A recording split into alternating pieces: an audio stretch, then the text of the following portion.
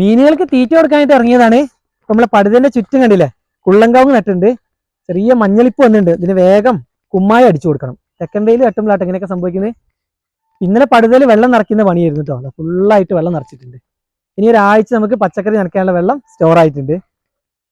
വെള്ളം നിറച്ചതുകൊണ്ട് ഇന്നലെ തീറ്റ ഇട്ട് കൊടുത്തിട്ടില്ല. എന്തായാലും വെള്ളം അനങ്ങി കഴിഞ്ഞാൽ ഇവരൊന്നും തീറ്റ എടുക്കാൻ വരില്ല.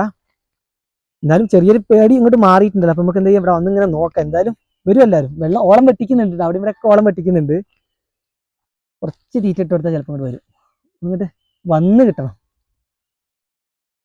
ഇന്നലെ വെള്ളം നല്ല അനങ്ങിയത് കൊണ്ട് ആദ്യം തീറ്റ ഇട്ടപ്പോഴൊന്നും വന്നില്ല കേട്ടോ. മറ്റേ നമ്മൾ കുളത്തിന്റെ അടുത്ത് എത്തിക്കഴിഞ്ഞാൽ എല്ലാവരും ഇങ്ങോട്ട് വരും. ഇപ്പം ഇങ്ങനെ വരുന്നുണ്ട്. തിലോപ്പിയ ആയിട്ട് അധികം വരിക.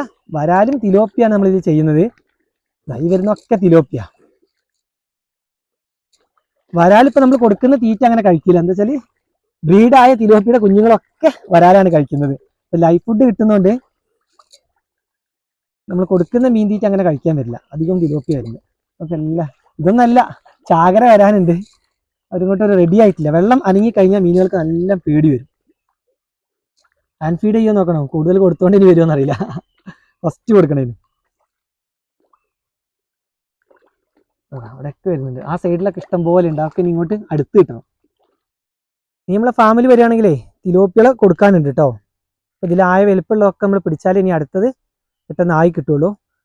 കുറെ ആളുകൾ ഇതിൻ്റെ ഇടയ്ക്കൊക്കെ മീൻ ചോദിച്ചിട്ട് നമ്മൾ ഇല്ലാന്ന് പറഞ്ഞിരുന്നു. എന്താ വെച്ചാൽ മീനൊന്ന് വലുപ്പമായി വരട്ടെ എന്ന് വെച്ചിട്ടാണ്. ഇപ്പൊ വീണ്ടും അത്യാവശ്യം നല്ല രീതിയിൽ തന്നെ മീനുകളൊക്കെ വലുപ്പമായി വന്നിട്ടുണ്ട്. ഇങ്ങനെയൊന്നും അല്ലട്ടെ ഇവര് തീറ്റ കൊടുത്താൽ വരിക. ഞാൻ പറഞ്ഞില്ല, ഇന്നലെ വെള്ളം അനങ്ങിയതുകൊണ്ട് ഇവർക്ക് ആ പേടിയൊന്ന് മാറി കിട്ടണം. നമ്മൾ മീൻ പിടിക്കുന്ന കണ്ടോ, ഈ സൈഡിലൊക്കെ ഉണ്ട്. ഇവിടെ റെഡ് തിലോപ്പി കാണുന്നുണ്ടോ? അതാ പോയി അതാ പോകുന്നു. അതാ തോന്നുന്നു റെഡ് നിറത്തില്ല. അത് അവിടെ എത്തും. നല്ല ഭംഗിയുള്ള തിലോപ്പിയ. ഇനി നമുക്ക് എന്ത് ചെയ്യാം, അപ്പുറത്ത് കുറച്ച് വരാലുകളുണ്ട്.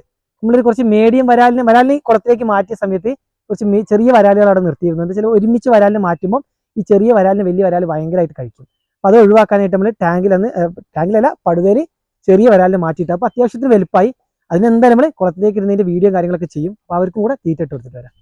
അപ്പോൾ ഈ ചെറിയ പടുതയിലാട്ടോ വരാലുള്ളത്. കടച്ചക്കയുടെ ഇല കൊഴിഞ്ഞിട്ട് മുഴുവനായിട്ട് ഇലയാണ് നെറ്റിൻ്റെ മുകളിൽ. അതൊക്കെ എടുത്ത് മാറ്റണം. ഓളം വെട്ടുന്ന കാണാം, പക്ഷെ മീനിനെ ചിലപ്പോഴേ കാണുള്ളൂ. എന്തായാലും തീറ്റ ഇട്ട് കൊടുക്കാം.